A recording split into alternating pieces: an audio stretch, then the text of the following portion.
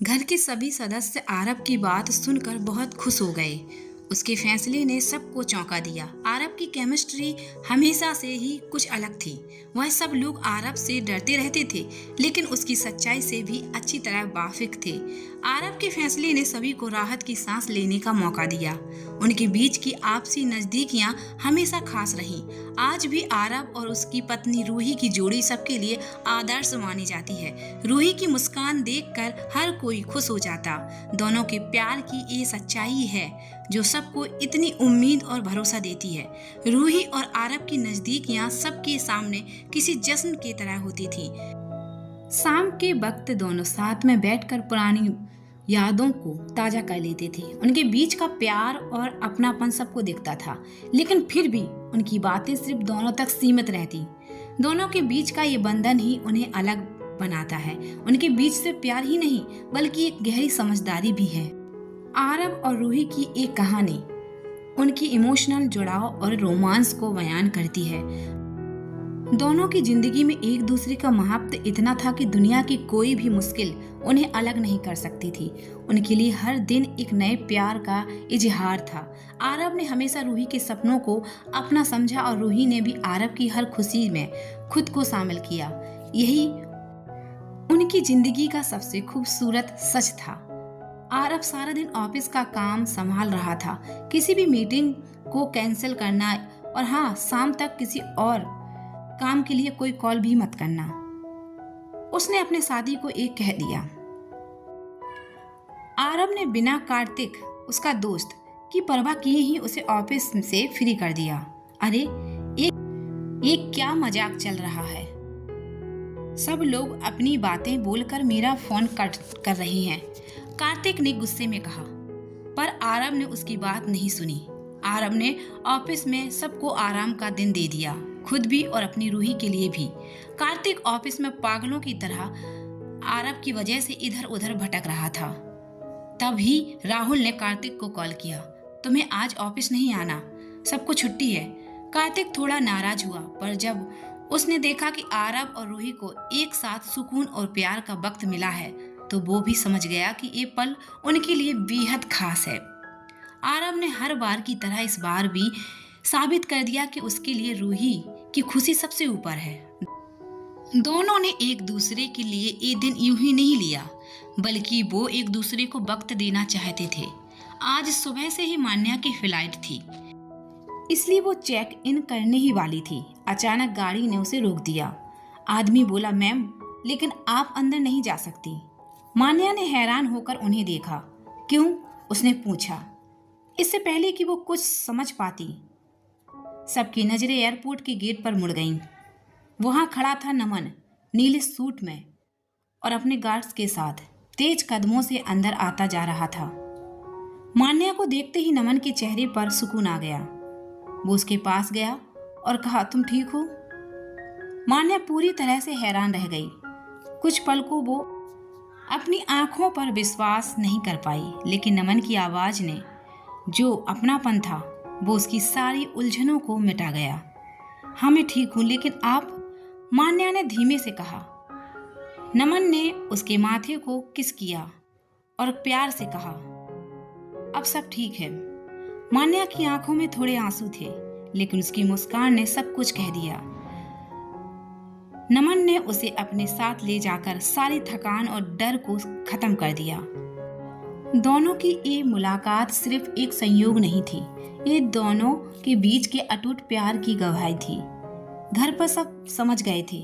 घर चले, इससे पहले कि कोई कुछ समझ पाता, नमन ने बॉडीगार्ड से कहकर मान्या का सामान कार में रखवा दिया। नमन ने मान्या का हाथ पकड़ा और उसे साथ ले जाने लगा। मान्या को थोड़ी हैरानी हुई, पर उसने भी जाना इस बात से कि नमन ने बिल्कुल उसका हाथ पकड़ लिया। सर, आप ये क्या कर रहे हो? मान्या ने थोड़ी हिम्मत से पूछा। नमन ने बिना रुके कहा, चलो, अपनी नाराजगी छोड़ो और घर चलो। मान्या को समझ नहीं आया कि नमन इतना खुश क्यों है, लेकिन उसकी मुस्कान सब कुछ कह रही थी। मान्या की खुशी देखकर नमन को भी दिल से सुकून मिला। उसने मान्या को फिर से हिम्मत दी। आज तुम मेरे साथ हो, बस ये काफ़ी है। मान्या इतनी ज़्यादा खुश हो गई कि उसकी पूरी बॉडी में खुशी झलकने लगी। नमन ने मान्या के हाथों में हाथ रखकर और उसकी आंखों में देखकर बस मुस्कुरा दिया। मान्या की खुशी उसके चेहरे पर साफ झलक रही थी। उसकी धड़कनें तेज थी, लेकिन वो नमन की मौजूदगी में खुद को पूरी तरह महसूस कर रही थी। आज कार्तिक का दिन बहुत ही मुश्किल भरा हुआ था। वह आरव की वजह से ऑफिस में यहाँ से वहाँ टहल रहा था कि तभी राहुल का फोन आया। कार्तिक जैसे ही भागता हुआ हॉस्पिटल पहुंचा, वहाँ राहुल हॉस्पिटल के बेड पर बैठा आराम से एप्पल खा रहा था। कार्तिक को देखते ही उसने हल्की सी मुस्कान दी और बोला, सब ठीक है? कार्तिक ने उसकी बात सुनकर चैन की सांस ली।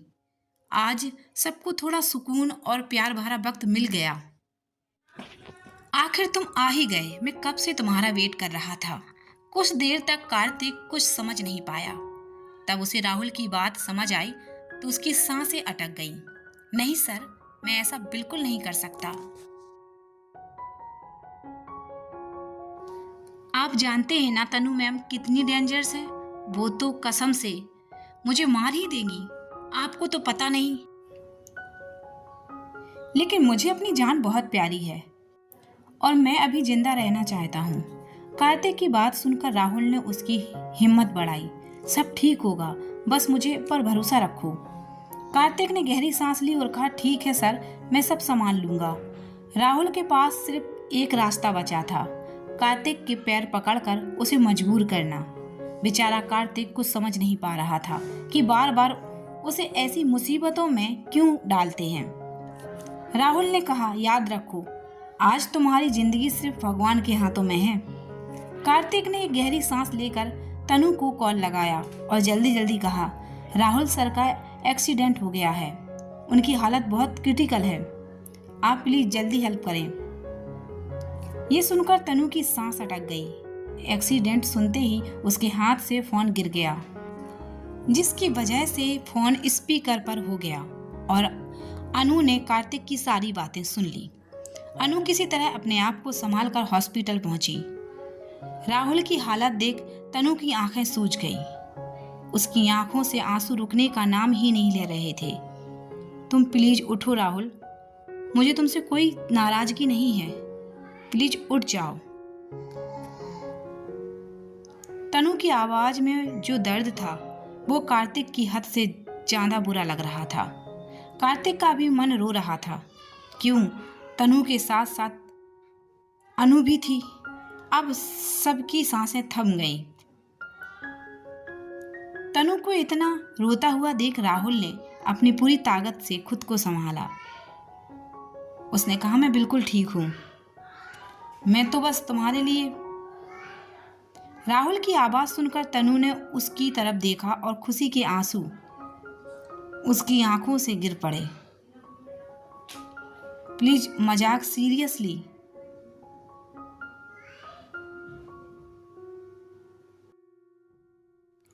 दूसरी तरफ अनु को जैसे ही सब समझ आया, उसे गुस्सा आ गया। उसने कार्तिक को पकड़कर झटका दिया और कहा, तुम बेवकूफ हो, आगे मैं तुम्हारी जान लेकर पक्का जेल चली जाऊंगी। कार्तिक ने डरते हुए कहा, oh sorry Rahul sir, please मेरी हेल्प कीजिए, आपने कहा था ना सब संभाल लेंगे। कार्तिक राहुल से रिक्वेस्ट कर रहा था और इधर से उधर भाग रहा था अपनी जान बचाते हुए, क्योंकि अनु उसके पीछे पड़ी हुई थी। पर राहुल का ध्यान तो पूरा तनु के ऊपर था। तनु वहां एक पल भी नहीं रुकना चाहती थी। वो हॉस्पिटल से बाहर निकल गई। उसके साथ अनु भी अस्पताल से बाहर निकल गई और कार्तिक को धमकी देती हुई गई कि तुम्हारी जान तो मेरे हाथों में है। तभी कार्तिक ने चैन की सांस ली और राहुल से कहा कि सर, आप तनु मैम को मना लीजिए। तनु ने बात करने से साफ मना कर दिया। अनु प्लीज स्पीकर पर कर दो। अनु ने जैसे ही फोन स्पीकर पर किया, राहुल ने एक सैड वॉइस में कहा, तनु आई एम सॉरी, मैं जानता हूँ कि मैं बेवकूफ़ हूँ, तुम्हें बार बार परेशान कर दिया, लेकिन तुम्हें मनाने का मुझे कोई बहाना नहीं मिला। तनु तुम जानती हो ना मैं बेवकूफ़ हूँ, अगर तुम मुझसे नाराज़ रहोगी तो मैं और भी ज़्यादा बेवकूफ़ी करूँगा। राहुल काफ़ी देर तक ऐसा ही बोलता रहा, जिसके बाद तनु को समझ आया कि उसके प्यार के मामले में वो सच्चा है। तनु ने फोन कॉल कट कर दिया और कहा, अब मैं अपने बेवकूफ पति को सीधा करने जा रही हूँ। आरव और रूही की डेट हमेशा की तरह बहुत रोमांटिक और खूबसूरत चल रही थी। रूही ने वो सब एंजॉय किया जो वो आरव के साथ करना चाहती थी। आरव को रूही बिल्कुल वैसी लग रही थी जैसी वो तब थी जब आरव ने उसे पहली बार देखा था। आज वो पहले से भी ज्यादा खूबसूरत लग रही थी। आरव ने मन में कहा, पता नहीं मैं शाम तक खुद पर कंट्रोल कर पाऊंगा या नहीं। Seriously Aarav, you are full of crazy girls. Aarav Ruhi को देखकर ही मन हंसने लगा। तभी रूही ने पास जाकर आरव से कहा, मुझे आइसक्रीम खानी है। आरव ने फौरन कहा, ठंडी चीजें? बिल्कुल नहीं, तुम बीमार पड़ जाओगी, फिर मेरी परेशानियां का बवाल मच जाएगा और मैं ये रिस्क नहीं ले सकता।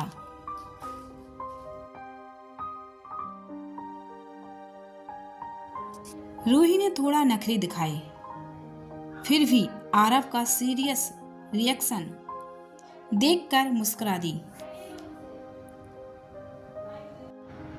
आरव उसके साथ चल दिया। पार्क के पास ही एक आइसक्रीम शॉप थी, जहां रूही और आरव दोनों आइसक्रीम सिलेक्ट कर रहे थे। तभी पीछे से एक जानी पहचानी आवाज आई, कैसी हो रूही? ये सुनकर आरव और रूही दोनों ने पीछे मुड़कर देखा। उनके सामने विक्रम खड़ा था और साथ में बंस भी था।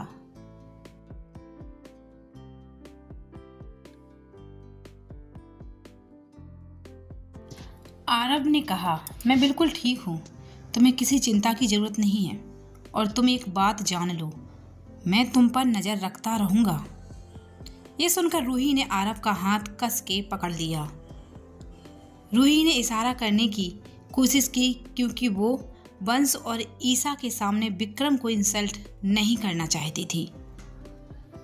लेकिन विक्रम के फेस पर आज एक गहरी मुस्कान थी। उसे आरव की बात सुनकर गुस्सा नहीं आया, बल्कि चेहरे पर हल्की सी मुस्कान आ गई। आई एम सॉरी, लेकिन मैंने एक्सेप्ट नहीं किया था कि मैं यहाँ इस बुरी तरह से टकरा जाऊंगा और हम दोनों के रास्ते तो तुमने ही डिसाइड किए हैं। आरव ने शांत स्वर में कहा, मेरी किस्मत लिखने वाला भगवान नहीं, बल्कि मैं खुद हूं। रूही ने धीरे से कहा, आरव, क्या तुम समझते नहीं कि मैं तुम्हारे लिए कितना मायने रखती हूं? रूही की बात सुनकर आरव इरिटेट हो गया। वैसे तो आरव विक्रम को देखकर ही गुस्से से भर जाता था, लेकिन वो खुद को ईसा और वंश की वजह से कंट्रोल कर रहा था। लेकिन मुझे तुमसे बात करने का बिल्कुल भी मन नहीं है।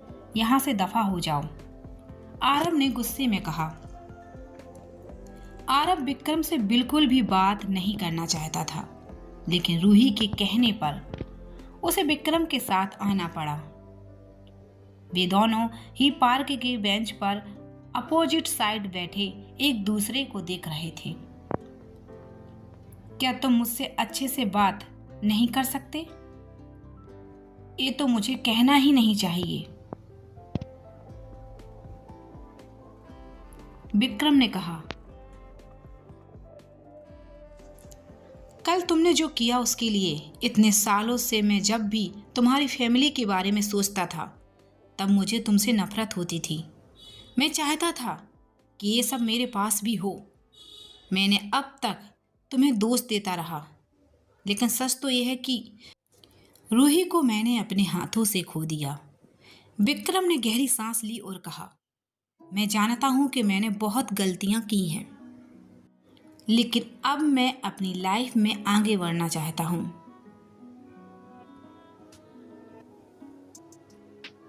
मैं खुश रहना चाहता हूं अपनी फैमिली के साथ, मैं जानता हूँ कि तुम मुझसे बहुत नफरत करते हो। विक्रम की बातें सुनकर आरब को बहुत अजीब सा एहसास हुआ। आरब ने कहा, ये है हमेशा से तुम्हें लेकर जलन थी, क्योंकि मैंने रूही के लिए सब किया। अगर उसकी जगह और कोई लड़की होती तो मैं खुद को भी तुम्हें सौंप देता, लेकिन रूही हमेशा तुम्हारी फिक्र करती थी, जिसने मुझे तुमसे नफरत करना सिखा दिया। विक्रम ने थोड़ी रुक कर कहा, मैं जानता हूं मैंने बहुत गलतियां की हैं, लेकिन अब मैं अपनी लाइफ में आगे बढ़ना चाहता हूं। मैं तुम्हें तकलीफ नहीं देना चाहता। मैं अब तुम्हारे रास्ते में नहीं आऊंगा। ये सुनकर आरब ने हंसते हुए कहा, ठीक है, लेकिन अगर तुमने कभी मेरी बहन को चोट पहुंचाई तो मैं तुम्हें छोड़ूंगा नहीं। विक्रम मुस्कुराकर बोला, मैं तुमसे वादा करता हूं, अब सब ठीक होगा।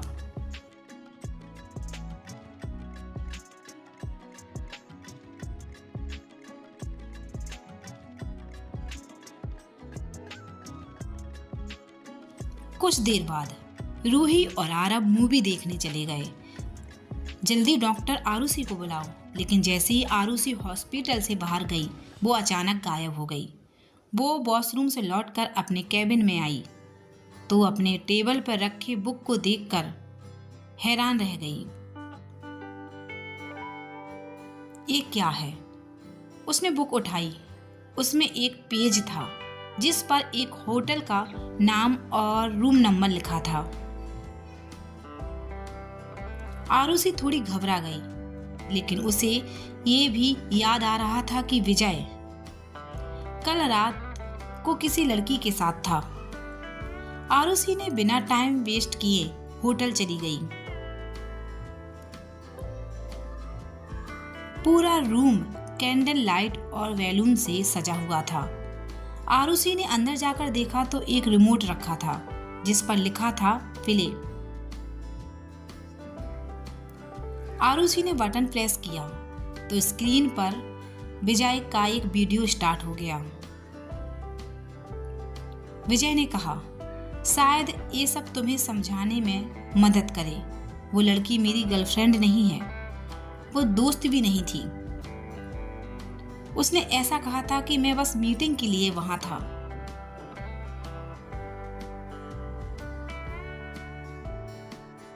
माला को उसके घर छोड़ना चाहता था, लेकिन वो इतनी ज्यादा नशे में थी कि उसे संभालना मुश्किल हो गया। आरुषि ने वीडियो देखकर उसकी हालत को समझा और कहा, मुझे पता है तुम यहीं हो, अभी बाहर आओ। विजय कमरे से बाहर आया और उसे देखकर आरुषि ने एक नजर में ही सब कुछ समझ लिया। आरुषि ने उसकी आंखों में देखा, हल्का सा किस किया और उसे गले लगा लिया। विजय थोड़ा हैरान हुआ, लेकिन आरुषि ने उसका हाथ पकड़ लिया। दोनों एक दूसरे के बहुत करीब आ गए। आरुषि ने विजय की आंखों में देखकर कहा, अब कुछ नहीं कहना, बस ये पल हमारे लिए है। दोनों के बीच का ये पल बहुत इमोशनल था। आरुषि ने उसके गालों को छुआ और कहा, अब सब सही होगा। तनु जैसे ही अपने अपार्टमेंट पहुंची, उसे पूरा अपार्टमेंट अंधेरे में मिला। पूरे हॉल में सिर्फ टीवी की रोशनी थी, जिसके सामने सोफे पर राहुल बैठा हुआ था, लेकिन उसका ध्यान कहीं और था। तनु ने लाइट्स ऑन किए बिना ही राहुल की तरफ देखा और किचन की ओर चली गई। उसने कहा, मैं चाय बना रही हूँ, जल्दी फ्रेश हो जाओ। राहुल उसे देखते ही थोड़ा हैरान हुआ। तनु ने एक कप चाय तैयार किया और राहुल को पकड़ा दिया। दोनों के बीच थोड़ी झिझक थी, लेकिन उनकी आंखों में एक दूसरे के लिए गहरी समझ और सुकून झलक रहा था। कुछ देर दोनों चुपचाप बैठे रहे। फिर राहुल ने कहा, तनु मुझे माफ करना, मैंने हमेशा तुम्हें नजरअंदाज किया, लेकिन आज मैं बस यही चाहता हूं कि सब ठीक हो। तनु ने मुस्कुराकर उसकी बात सुनी और कहा, सब कुछ ठीक रहेगा, हमें बस एक दूसरे पर भरोसा रखना है। इस पल ने दोनों को एहसास कराया कि प्यार में सबसे जरूरी चीज होती है भरोसा और समझ। राहुल ने तनु का हाथ थाम कर उसकी आंखों में देखा और कहा, मैं हमेशा तुम्हारे साथ हूं। नेहा सुबह से बहुत कमजोरी महसूस कर रही थी, क्योंकि रमेश ने उसकी कॉफी में दवाई मिला दी थी। नेहा थोड़ी देर में जब होश में आई तो खुद को रमेश के कमरे में पाया।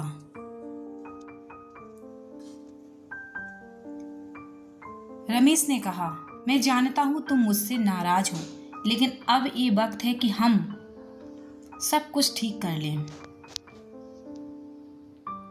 नेहा ने गुस्से में कहा, तुम्हें मुझसे ऐसे पेश आने का कोई हक नहीं है। रमेश ने शांति से कहा, मुझे माफ कर दो, मैं बस तुम्हें समझाना चाहता हूं। मैं जानता हूं मैंने गलतियां की हैं, लेकिन अब मैं अपनी गलती सुधारना चाहता हूं। नेहा ने उसकी बात सुनी और कुछ पल के लिए चुप रही। फिर उसने कहा, अगर तुम्हें सच में सब कुछ ठीक करना है तो मुझे अपना भरोसा दिखाओ। मैं अब और किसी भी झूठ को बर्दाश्त नहीं कर सकती।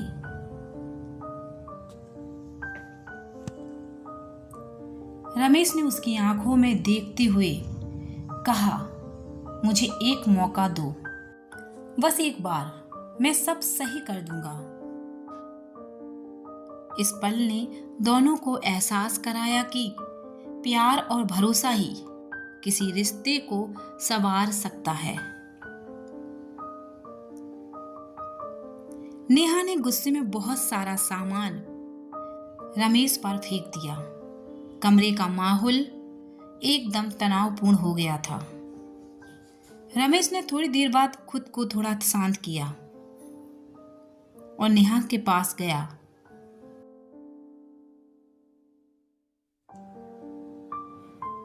तो मुझे माफ कर दो नेहा, उसने कहा। नेहा ने गहरी सांस ली और उसकी आंखों में देखा। तुम्हें पता है ना, मैं तुम्हें बहुत चाहती हूं, लेकिन अब और गलतफहमी नहीं चाहिए। रमेश ने शांति से कहा, मैं समझता हूं, मैं तुम्हारे बिना नहीं रह सकता। मैं जानता हूं कि तुम्हारा गुस्सा सबसे सही है, लेकिन मुझे एक मौका दो प्लीज। नेहा ने थोड़ी देर के लिए उसकी बातों को सुना, फिर बोली, अगर तुम सच में बदलना चाहते हो तो मुझे वक्त दो। मैं सब भूलना चाहती हूँ, लेकिन ये आसान नहीं है। रूही और आरब देर रात घर आए और आरब की माँ और दादी ने उन्हें डांटा। आरब ने मुस्कुराकर कहा, हमने सब खा लिया। रूही ने निया के बारे में पूछा।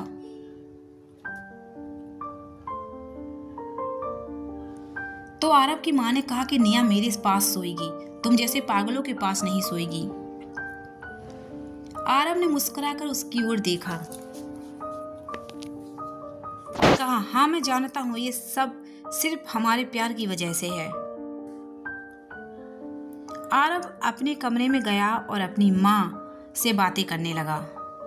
उसे अंदाजा ही नहीं हुआ कि रात के कितने बज चुके हैं। गुड नाइट माँ।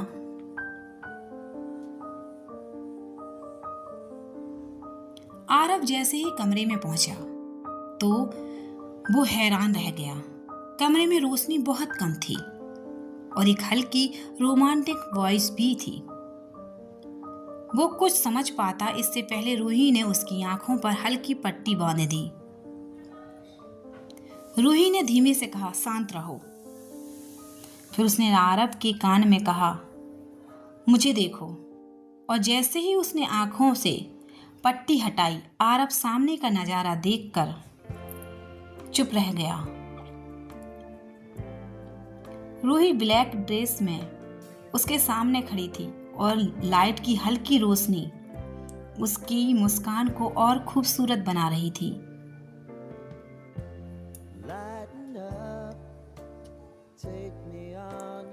आरव ने एक गहरी सांस ली और कहा, तुम बहुत खूबसूरत लग रही हो।